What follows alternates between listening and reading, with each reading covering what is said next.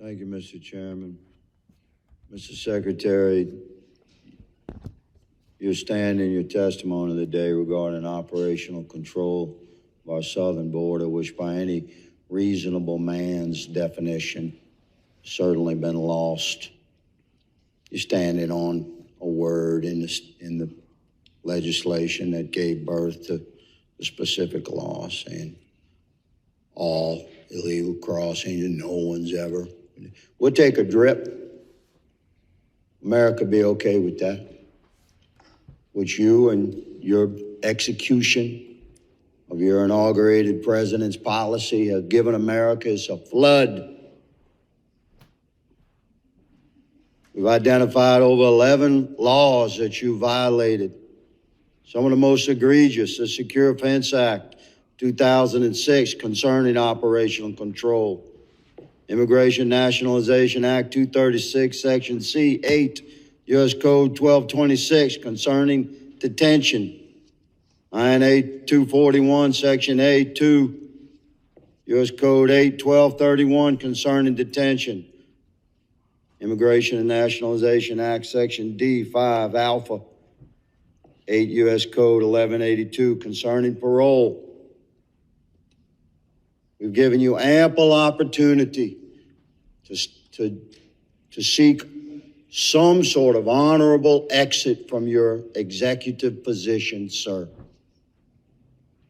We take no pleasure in witnessing you dismantle yourself as a fellow American before the whole country. Your legacy, millions of illegals enter our country, millions under your watch, loss of operational control of our border, aligning DHS policy as an asset to Mexican cartel drug and human trafficking, the disintegration of our national sovereignty, destruction of countless thousands of Texas family lives, overwhelming crime waves sweeping across our country, over 1 million criminal runners you call gotaways flooding into America, many carrying backpacks loaded with deadly fentanyl and meth, or herding teenage girls into prostitution, sex slave networks across America. 225,000 Americans dead from Mexican cartel drug overdose since you took office 2 years ago. You and your inaugurated president, but mostly you, sir, because you have your whole mind about you. And you have a highly decorated background in border operations, so you're supposed to be the expert. You, sir, are the Secretary of Homeland Security, who has failed in your sworn oath to protect our nation from invasion. You had an obligation to execute the president's policies or advise the president if his policies were bringing injury to America. Ultimately, your oath requires you to secure our nation's sovereign border with Mexico and do anything necessary to stop the Mexican cartels from trafficking endless wave upon human wave of illegals into America, along with miserable death, unspeakable grief, graveyards filled from sea to shining sea with the bodies of American sons and daughters dead from fentanyl. You've brought generational trauma upon our country.